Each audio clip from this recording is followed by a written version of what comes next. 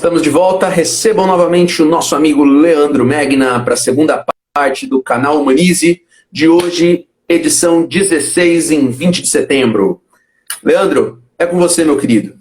Marcola, só uma dúvida. Onde você encontrou a cerveja Cusquenha? Cara, o Léo que encontrou na internet e entregou, assim, entregaram lá, né? Eu fui buscar na casa dele. Mas ele achou ele achou pela primeira vez em um mercado na Zona Norte. Ele tava passando e viu. Mas se tinha no mercado, quer dizer que chegou no Brasil, né? Claro. Eu nunca tomei essa daí, mas vou atrás dela. Tem uma cerveja, já que a gente estava falando de cerveja, talvez a melhor cerveja que eu já tenha tomado na minha vida. A melhor cerveja que eu tomei na minha vida foi agora em janeiro, uma cerveja belga. Mas isso daí é fora de cogitação a gente ter no Brasil, né?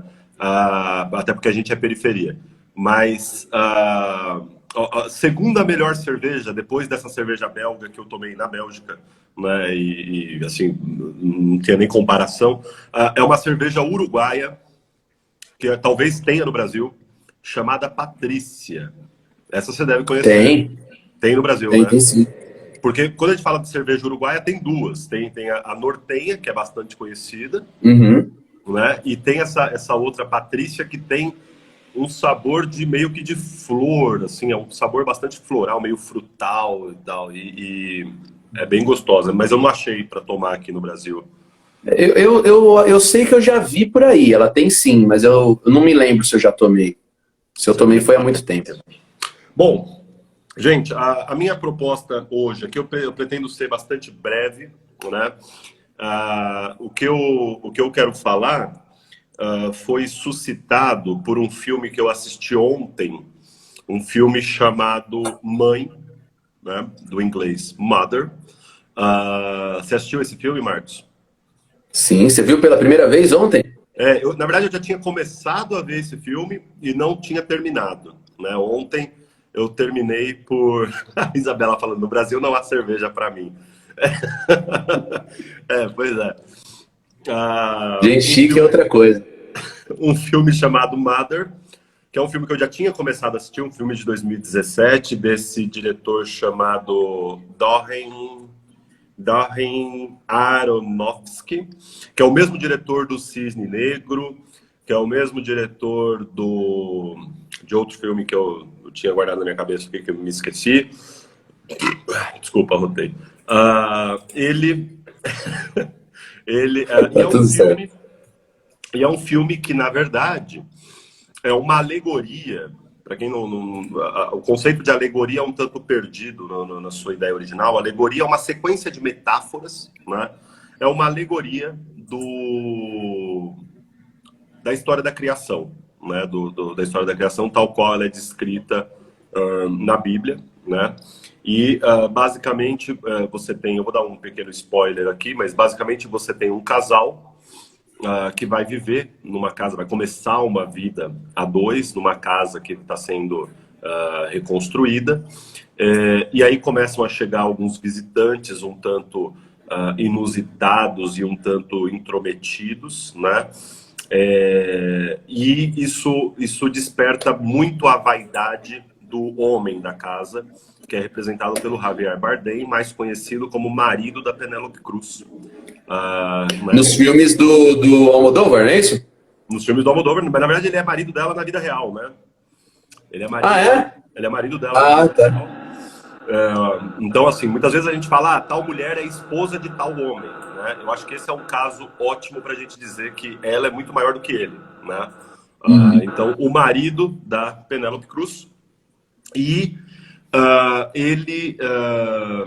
isso desperta um tanto a vaidade dele, né? O fato de ele ter essas pessoas na casa e tal, e vai gerando um incômodo muito grande da mulher, que é a Jennifer Lawrence. E basicamente a alegoria se dá no sentido de que este homem, que é um poeta, falta-lhe inspiração. E esses visitantes vão trazendo inspiração a ele, né? Mesmo que isso aconteça em detrimento da vida do casal e da própria casa, né? Basicamente, a alegoria se dá no sentido de que ele é Deus e ela é a terra, né? Então, a presença desses visitantes, que somos nós, os humanos, quem for assistir ao filme, essa é a chave interessante de interpretação. Esses visitantes, que inicialmente são Adão e Eva, né? Primeiro chega um homem que a gente não sabe exatamente de onde ele veio, com quem, de onde que, por que ele está ali, mas ele quer uma hospedagem e tal. Um tempo depois chega a mulher dele, mas ninguém sabia que ele era casado. Depois chegam 2 filhos, e aí numa briga que ocorre entre esses 2 filhos, um filho acaba assassinando o outro. É claramente uma alusão ali a Caim e Abel, né? E a coisa vai perdendo. O nome do filme, Carol, é Mother, Mãe. Mãe, um filme de 2017. E a coisa vai perdendo completamente o controle, né? A casa vai sendo destruída, mas ainda assim a vaidade desse indivíduo, do Javier Bardem, do dono da casa, que não é nomeado, mas depois de uma maneira muito interessante, no final, quando os créditos sobem, ele é nomeado como ele, com E maiúsculo, né? Há várias referências ao discurso bíblico, né? Na própria fala do Javier Bardem, o único momento em que ele se identifica como aquele que é. Ele fala, eu sou aquele que é, né? Que é claro, que é a definição que a Bíblia dá para Deus, né? Que é a definição que Deus dá a si mesmo, né? Eu sou Isso, aquele exatamente. que sou, né? Eu sou aquele que sou. Então, na verdade, uma grande metáfora. Isabela dizendo, né? Depois assista o filme justamente nessa chave de leitura. É claramente uma metáfora do planeta Terra sendo destruído, porque nós, as criações de Deus, despertamos a vaidade dele, e mesmo que isso destrua toda a realidade, o que importa é que a vaidade dele esteja sendo saciada. Alimentado. Ele como poeta.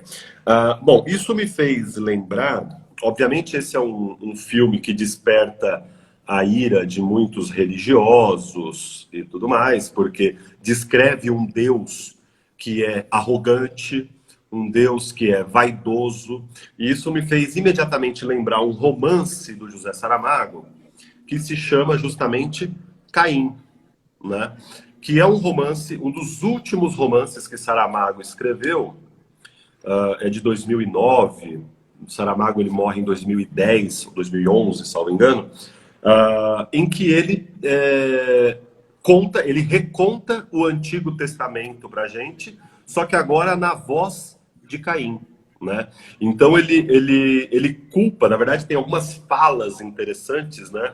Em que ele mostra como Deus é arrogante, como esse Deus que é descrito no Antigo Testamento é vaidoso, e ele precisa o tempo todo reafirmar o próprio ego, né? Muito diferente, por exemplo, do Deus descrito no Novo Testamento, que é um Deus descrito como um Deus de amor, um Deus de misericórdia. Mas o Deus do Antigo Testamento, que é... lembrando que o Antigo Testamento é também um livro sagrado para os judeus, não só para os cristãos, é um livro que descreve um Deus que, segundo Saramago, é um Deus arrogante e tudo mais. E aí tem alguns trechos interessantes aqui desse romance do Saramago, que são falas de Caim se dirigindo a Deus. Putz, eu devia ter separado aqui, agora eu não vou achar. Na verdade, Caim se dirigindo a Deus, dizendo que, na verdade, o responsável pela morte de Abel foi o próprio Deus, que aceitou a oferenda de Abel e rejeitou a oferenda de Caim. E Caim diz nominalmente isso, ele fala, olha, se o Senhor realmente fosse um Senhor misericordioso, e se o Senhor fosse de fato alguém onipotente, o Senhor teria impedido que eu matasse meu irmão, se fosse misericordioso, então o Senhor teria tratado as 2 oferendas de maneira igualitária, né? Mas por que que o Senhor me culpa, isso na fala de Caim, por que que o Senhor me culpa pela morte de meu irmão, se o Senhor se diz onipotente e poderia ter evitado essa morte, né? Então são essas incoerências, lembrando que esse livro, Caim, que foi um dos últimos livros do Saramago, foi condenado pela Igreja Católica, né? Vocês sabem que a Igreja Católica ainda hoje nomeia os livros, né, que podem ou não ser lidos pelos católicos. Entre os livros proibidos aos católicos consta, por exemplo, Harry Potter, porque é um livro que fala de bruxaria, né, e tudo mais. Entre eles estava também o Caim, que, segundo o Vaticano, à época, é um livro que promove uma blasfêmia terrível e que distorce a história sagrada e tudo mais, né? E, trazendo essa discussão para um âmbito um pouquinho mais amplo, não é de hoje, né, que a arte, o cinema, a literatura expõem símbolos religiosos. Isso é uma discussão muito interessante, porque é uma discussão polêmica, né? Se a arte tem a prerrogativa de atacar símbolos religiosos. Eu trouxe eu queria mostrar para vocês um trechinho de um livro do Richard Dawkins. Então, tudo isso me veio depois que eu assisti ao filme Mother, pensando aí sobre essa questão de discutir a temática sagrada no cinema, né? É um livro do Richard Dawkins chamado Deus, um Delírio. Para quem não conhece, o Richard Dawkins é um biólogo inglês, né? E nesse livro especificamente ele fala das razões pelas quais ele é ateu, né? E um desses capítulos ele fala sobre o respeito não merecido que a religião tem. Eu queria ler um trechinho aqui para trazer outros exemplos de manifestações artísticas que tocaram em questões sagradas. Então ele diz o seguinte: a religião tem determinadas ideias em seu cerne que denominamos sagradas, santas ou algo assim. O que isso significa entre aspas, essa é uma ideia ou uma noção sobre a qual você não pode falar mal. Simplesmente não pode. Por que não? Por que não e pronto. Se alguém vota em um partido com o qual você não concorda, você pode discutir sobre isso quanto quiser. Todo mundo terá um argumento, mas ninguém vai se sentir ofendido. Se alguém acha que os impostos devem subir ou baixar, você pode ter uma discussão sobre isso. Mas, se alguém disser, não posso apertar o interruptor de luz no sábado, você diz, eu respeito isso. Como é possível que seja perfeitamente legítimo apoiar o Partido Trabalhista ou o Partido Conservador, republicanos ou democratas, um ou outro modelo econômico, mas não ter uma opinião sobre como o universo começou, sobre quem criou o universo? Não, porque isso é sagrado. E aí, logo na sequência, ele dá um exemplo muito interessante de como a religião ela tem determinados privilégios na nossa sociedade que são injustificáveis. Então ele dá um exemplo que é esse daqui, ó. Os integrantes do Centro Espírita Beneficente União do Vegetal, que é um centro espírita inglês, né, acreditam que só conseguem compreender Deus tomando chá da ayahuasca, que contém uma droga alucinógena ilegal chamada dimetiltriptamina. Perceba que basta que eles acreditem que a droga aumenta sua compreensão, eles não têm de fornecer provas. Por outro lado, há muitas provas de que a maconha alivia a náusea e o desconforto de doentes de câncer submetidos à quimioterapia. Mesmo assim, de acordo com a Constituição, a Suprema Corte determinou em 2005 que todos os pacientes que usarem maconha com fins medicinais estarão sujeitos ao indiciamento federal. Então, olha que interessante.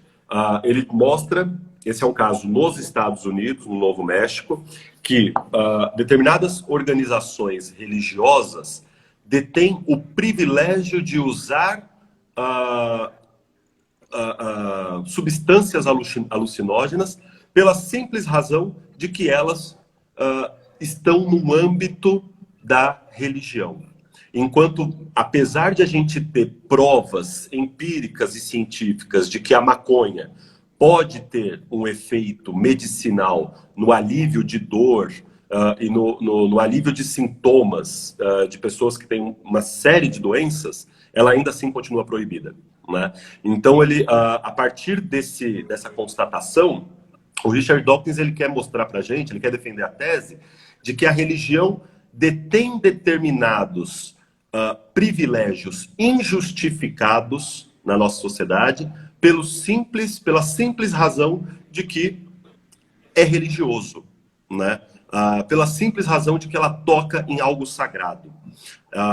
Quando a gente traz isso para a questão do cinema, eu queria trazer aqui alguns casos específicos em relação a isso. A gente se lembra dos atentados à revista Charlie Hebdo, em Paris, em 2015, que era uma revista satírica, que fez algumas sátiras a Maomé e que sofreu um atentado, né, na cidade de Paris.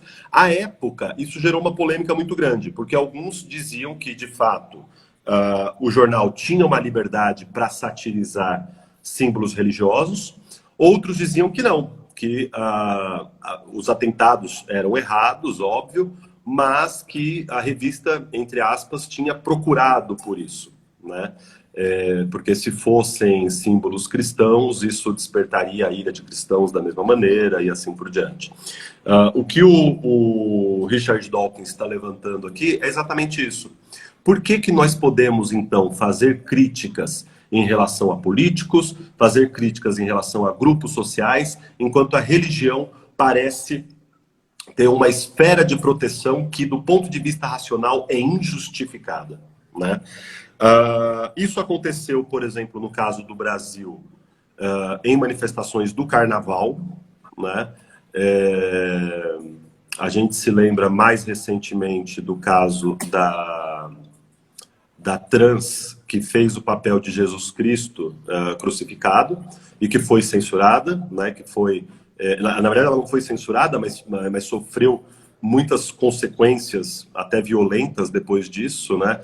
E as pessoas não entenderam exatamente o conceito de que Jesus Cristo era, na sua origem, alguém marginalizado, né? Era um refugiado.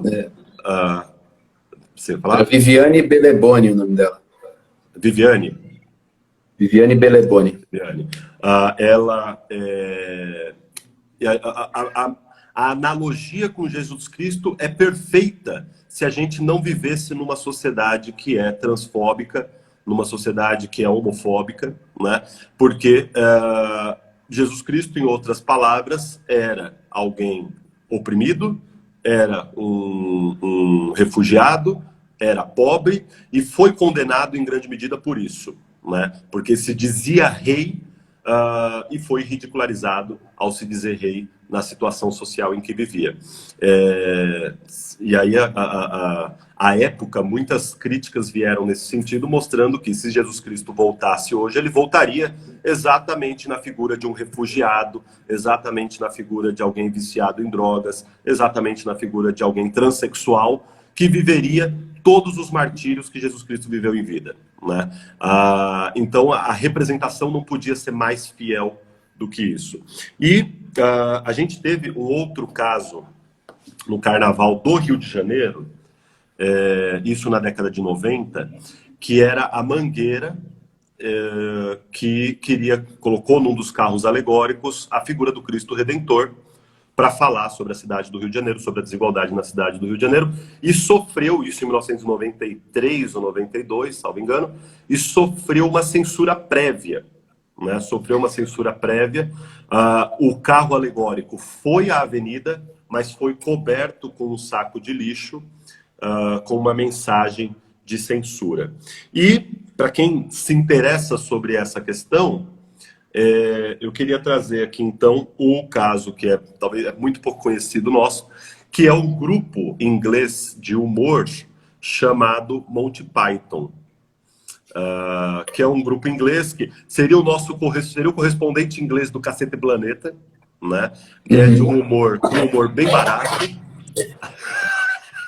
Eu vou. Viu? Ele tentando escalar. Eu cortei as unhas dele, agora ele se fode. Ele tenta subir nas coisas e não consegue.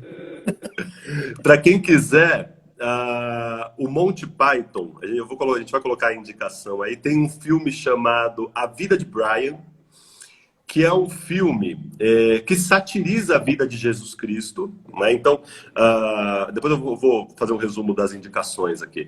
Mas é um filme que satiriza a vida de Jesus Cristo, só que em nenhum momento cita a vida de Jesus Cristo. Obviamente, ele tem várias referências para a gente entender, né? Vou citar aqui só um momento. Quando Jesus nasce, quando o Brian nasce, lá na Judéia, 3 reis magos chegam para lhe entregar presentes, né? Ouro, mirra e incenso. E a mãe do Brian recebe falando, enfim, impropérios e tudo mais, né? De uma maneira bastante escrachada e tal. Mas, assim, tem referências muito claras à ideia de que ele está falando de Jesus Cristo. Esse filme está na Netflix. É interessante para a gente ver uma crítica interessante. Esse filme foi censurado em muitos lugares, inclusive no Brasil. É um filme da década de 70, 1979. Eu acho 79, mas era da década de 70. Ele foi censurado justamente por ser um desrespeito a símbolos sagrados. Mas eu deixo aí essa polêmica, né? Se os símbolos sagrados precisam ou devem ter essa prerrogativa de estarem isentos de críticas ou de qualquer outra discussão a respeito deles, né? Muitas vezes a gente fala assim, mas da mesma maneira que você, alguém já falou isso para mim, você acha que não se deve, por exemplo, fazer piadas em relação ao machismo, piadas em relação à homofobia, né? E por que então piadas em relação ao cristianismo, em relação ao islamismo? Existe uma grande diferença entre você atacar pessoas e atacar ideias, né? E aí eu estou falando por mim. Então, quando você ataca pessoas, você está pondo em risco um valor universal, que é o valor à vida, né? Seja ela uma vida de mulher, uma vida de homossexual, uma vida do que quer que seja. Agora, quando a gente fala de ideias, todas as ideias estão suscetíveis à crítica, né? E todas as ideias podem ser discutidas no nível racional. E para terminar, eu queria mostrar o último trechinho aqui do Richard Dawkins, em que ele diz o seguinte: o grande ponto da fé religiosa, sua força e sua glória, é que ela não depende de justificativa racional. Recai sobre o resto de nós a expectativa de que justifiquemos nossos preconceitos. Mas peça a uma pessoa religiosa que justifique sua fé e você infringirá a chamada liberdade de religião. Então, ele diz que o grande trunfo da liberdade religiosa é o fato de que ela dispensa uma justificativa racional. Por isso, ela pode dizer o que quiser. E ele fala, numa sociedade democrática, a gente não pode aceitar esse tipo de argumento, né? Numa sociedade democrática, o argumento racional ele está acima de qualquer discussão, porque o bem comum só se constrói com um argumento racional, né? Enfim, é um assunto bastante espinhoso. Eu até relutei um pouco se eu deveria tratá-lo, mas só resumindo aqui as indicações que eu deixei, do José Saramago, o livro Caim, né? Tem um outro livro do José Saramago chamado O Evangelho segundo Jesus Cristo, que retrata, ele reconta a história do Novo Testamento, enquanto Caim fala do Antigo Testamento. O filme do Monty Python, que é A Vida de Brian, um filme de 1979, que está na Netflix, e o filme Mother, do Darren Aronofsky, que está no Telecine, né? Infelizmente não é um filme tão aberto ainda por ser muito recente. Mas é isso. Legal. Enquanto você ia falando, eu ia pesquisando aqui as coisas. Pelo que eu vi aqui, A Vida de Brian foi lançado em 1980, mas deve ser isso, produção 79, 80, né? 79, então, mas enfim. é dessa época, né? E Monty Python é sensacional. Eu lembro que quando eu vi Mother, fiquei mais ou menos como o Guilherme falou aí, cara. O que aconteceu? Eu que tive uma formação, né, batista, uma formação evangélica a vida inteira, já estava afastado da igreja fazia muitos anos, já tinha uma visão completamente diferente, mas não importa, né? A criação da gente acaba fazendo a gente ter reações que a gente não esperava que teria mais. Mas, cara, eu fiquei tão atordoado naquela época que eu lembro que eu saí do cinema e não conseguia falar. Assim mesmo. Eu só fui falar em casa. Eu vi o filme... Eu lembro que eu vi no cinema em São Caetano, assim, morava em São Bernardo, fiquei 1 hora no carro, sem conseguir falar. E puto, cara, puto, vai tomar no cu esse filme. Puto? Entendi, eu não tava entendendo. Nossa, puto, cara, puto da cara. Tipo, porque eu gosto de assistir, eu gosto de ir no cinema sem fazer a menor ideia do que eu vou ver. Então eu não pesquiso nada, não deixo falarem pra mim, eu não quero saber nem o assunto do filme. E aí todo mundo começou a falar desse filme, eu fui assistir, mas eu não sabia nada. Eu só fui entender do que era no meio, né? Porque então, hoje, né, depois de muito tempo, assim, né, que eu absorvi a ideia, eu acho um filme genial. Muita gente não gostou e mesmo pessoas não religiosas e tal, com outras críticas, não por causa da questão da blasfêmia e tal, mas eu achei um filme espetacular. Hoje eu acho um filme espetacular. E eu não costumo gostar desse tipo de filme em que o diretor brinca com as nossas sensações de uma maneira tão invasiva. Eu não gosto. Opinião minha, não quero dizer que não deva ser feito e tal. Uma dúvida. Quando você diz sensações, são valores religiosos ou sensações mesmo? Porque é um filme que é um tanto claustrofóbico, né? Porque sim, eu tô falando disso. Ele adota o ponto de vista da mulher. Então, o tempo todo a gente não sabe o que está acontecendo, porque o filme adota o foco narrativo dela, né? A gente compreende tão pouco quanto ela, né? E a coisa só faz sentido depois que, inclusive, ela morre, né? Uhum. Sim, exatamente. Então, eu falo disso mesmo, dessa questão das sensações, né? Da manipulação do espectador, né? Uhum. Eu não... Sei lá, pode falar que eu não tenho muita sensibilidade para arte e tal, mas eu não tenho costume de gostar muito de quando os diretores fazem isso. Eu acho palhaçada. mas eu gostei muito do filme, mas depois de pensar muito a respeito, né? E sobre essas questões que você falou de religião ao longo da história do Brasil na cultura e tal, esse desfile da Mangueira que você falou foi desfile de 89. 89.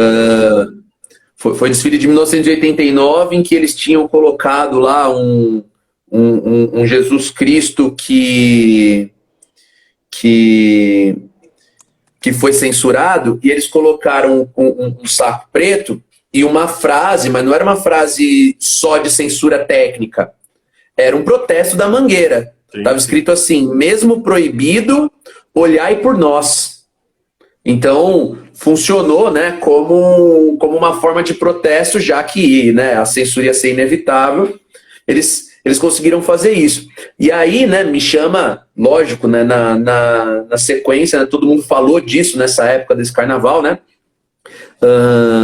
que a Mangueira entrou agora em 2020 com um novo Jesus, né, e dessa vez não foi censurado, né, um Jesus negro cravado de bala, né, e Jesus Cristo era o tema da Mangueira, né, era o tema do samba enredo, né, e a canção, né, a letra da música falava: eu sou da estação primeira de Nazaré, eu Jesus, né, rosto negro, sangue índio, corpo de mulher, moleque pilintra no buraco quente, meu nome é Jesus da gente. Então falar de um outro Jesus é um tapa na cara desse conservadorismo tacanho que teve gosto de vingança pelo que tinha acontecido 29 anos antes, né? Então, é bem legal e realmente, né, é um tema espinhoso, é um tema delicado quando a gente fala de liberdade de opinião. Cada vez mais a gente vê esses grupos conservadores que sempre rejeitaram essas questões, vamos chamar assim, de direitos fundamentais, de respeito a direitos fundamentais. Muito curioso, né? Esses grupos que sempre falaram a respeito disso como sendo mimimi, como sendo, né, papo de gente fraca, né, de que tudo é opressão. Esses movimentos têm usado cada vez mais a estratégia de colocar qualquer forma de questionamento a elementos tradicionalmente marcados por uma centralização cultural em torno da figura do cristianismo, cercar essa questão por uma blindagem de intolerância religiosa. Uhum. Uma coisa que eu vi essa semana, e que tem tudo a ver com o que você está falando, foi sei lá como que caiu na minha rede isso aí, cara, mas era um vídeo que eu preferia até não ter visto, cara, de uma youtuber imbecil aí, assim, ultra católica, falando, eu nem sei se é verdade isso, inclusive, que existe um movimento aí para se reescrever os livros didáticos, retirando dos livros didáticos o conceito antes de Cristo e depois de Cristo e trocá-lo por antes da Era Comum e depois da Era Comum. Uhum. Né? E aí ela usou a argumentação de que essa troca seria intolerância religiosa.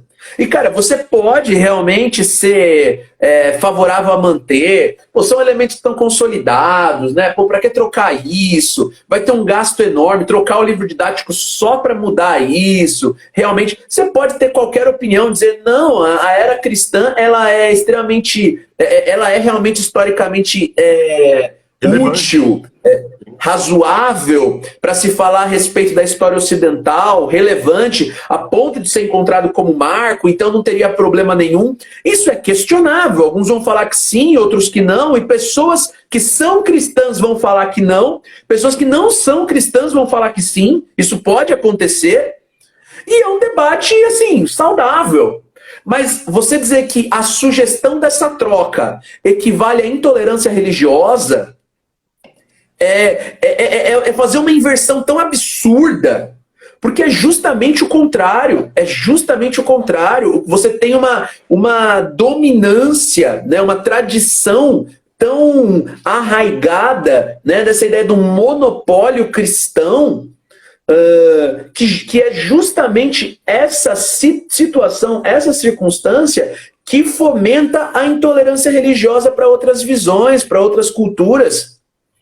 Então, se valer de uma corrente que vem ganhando espaço, né, de uma luta que nunca foi deles, né, que é uma luta por direitos fundamentais, pela garantia, pela defesa de direitos fundamentais, e agora que esses direitos estão razoavelmente consolidados, eles querem direcionar essa conquista para elementos que não fazem parte desse bojo, não que a defesa da liberdade religiosa não seja, lógico que é, mas eles estão chamando de liberdade religiosa, de direito à liberdade religiosa, de direito à resistência à intolerância religiosa, algo que não faz o menor sentido, né? Não pode ser ignorância, não pode ser imbecilidade, só pode ser falta de caráter, só pode ser mesmo mau caratismo de um movimento político, enfim, que se levanta cada vez mais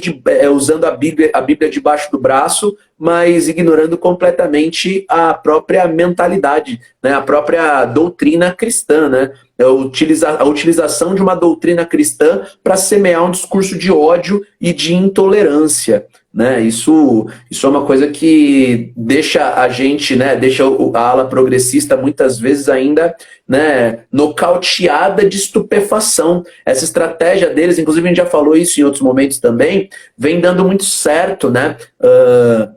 Você extrapola na sua posição ultra radical de uma maneira tão grotesca, tão inesperada, que a oposição progressista fica sem chão, sem saber nem como reagir, porque fala, isso é tão animalesco que eu não sei nem como criticar, eu não sei nem como questionar. E a gente está realmente perdendo essa briga. Isso que é o interessante, a convicção com a qual essa turma vem defendendo o que é absolutamente inaceitável, indefensável, tem deixado a ala progressista assim, nocauteada, atordoada com o fato de, cara, esse cara não está respeitando os preceitos mínimos para que haja um debate, mas está entrando no debate, né? E essa esse é um campo, né? O campo da moral religiosa, né? Que tem muito espaço para isso, sobretudo porque nós somos um país de maioria conservadora e cristã católica, né? Cada vez maior neopentecostal, mas, enfim, nesse sentido eles se abraçam. Até, bom, você tocou numa coisa interessante, que eles estão usando as mesmas armas dos grupos progressistas que vêm conseguindo algumas conquistas aí nos últimos 20, 30 anos, né? Então, os grupos que foram historicamente oprimidos. Então, aqui a gente fala, para falar de religião, a gente fala das religiões de matriz africana, a gente pode falar de negros, a gente pode falar de homossexuais, a gente pode falar de mulheres. Então, quando a gente fala que esses grupos encontraram na linguagem maneiras de mostrar como que essa dominação se dá no campo da linguagem, né? E aí você vê um argumento como esse, de que o antes de Cristo, ao ser retirado, ao ser questionado, é um caso de intolerância religiosa. Isso prova que eles estão usando as mesmas armas e, de maneira, como você disse, até vitoriosa, para dizer a mesma coisa. Porém, a gente pode... Aqui tem uma falácia de princípio, que é o seguinte: não existe preconceito contra grupos dominantes. É a mesma coisa que a gente falar de racismo reverso, ou falar esses conceitos todos que a gente ouve falar aí de opressão contra a heterossexualidade e assim por diante. Esse livro é um livro bem bacana para discutir sobre isso, né? Que é Deus, um Delírio, do Richard Dawkins. Tem um outro, de um inglês também, Christopher Hitchens, que se chama Deus Não é Grande, que ele argumenta do ponto de vista social os tipos de privilégio que a religião tem na nossa sociedade e que faz com que ela se imponha sobre qualquer outra discussão. E aí a última coisinha que eu queria trazer é um parágrafo em que o Richard Dawkins fala sobre essa questão. E aí eu quero ler esse parágrafo justamente para deixar aqui a provocação para quem quiser ler esse livro, porque eu acho que vale muito a pena. Ele diz o seguinte: imagine, junto com John Lennon, um mundo sem religião. Imagine o mundo sem ataques suicidas, sem o 11 de setembro, sem o 7 de julho de Londres, sem as cruzadas, sem caça às bruxas, sem a conspiração da pólvora, sem a partição da Índia, sem as guerras entre israelenses e palestinos, sem massacres sérvios, croatas, muçulmanos, sem a perseguição de judeus como assassinos de Cristo, sem os problemas da Irlanda do Norte, sem assassinatos em nome da honra, sem evangélicos televisivos de terno brilhante e cabelo bufante, tirando dinheiro dos ingênuos. Imagine o mundo sem o Talibã para explodir estátuas antigas, sem decapitações públicas de blasfemos, sem açoite de pele feminina, sem crime de ter mostrado desculpa, olhei errado. Sem o açoite da pele feminina pelo crime de ter se mostrado em 1 centímetro. Aliás, e olha que assustador isso, aliás, meu colega Desmond Morris me informa que a magnífica canção de John Lennon às vezes é executada nos Estados Unidos com a frase que ele fala, and no religion too, e sem religião.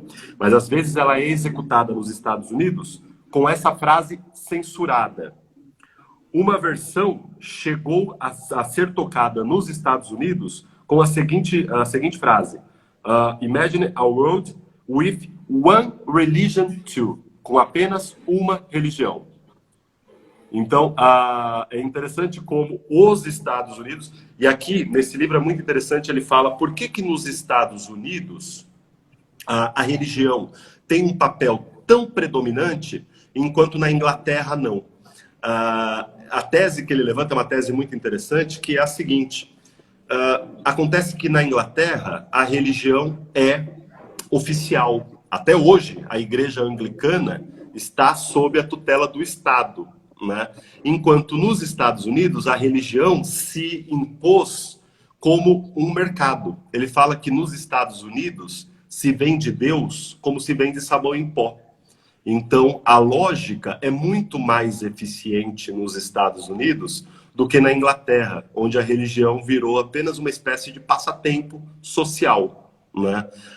Nos Estados Unidos, ela virou um comércio, e se tem uma coisa que a gente leva a sério nas sociedades ocidentais, é o comércio.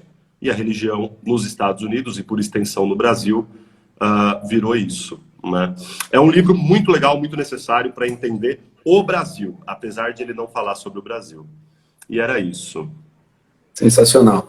Legal, Leo. Anotei aqui todas as sugestões, vou colocar na publicação. E, enfim, como a gente já falou nas outras, né? Esse arquivo aqui ele vai ficar nas redes sociais, a gente vai disponibilizar no canal do YouTube. Estou mexendo os pauzinhos para sair o podcast, vai sair. Essa semana tive um monte de problemas, mandei e-mail lá pro host para ver se a gente consegue colocar os arquivos de áudio. Ainda não consegui essa semana, mas acho que na semana que vem vai sair para a gente poder divulgar os nossos programas aqui também no canal de podcast. Beleza? Lê, valeu por mais uma. Valeu, gente. Bom domingo, bom descanso para vocês e boa semana. Até mais. Um abraço, meninos.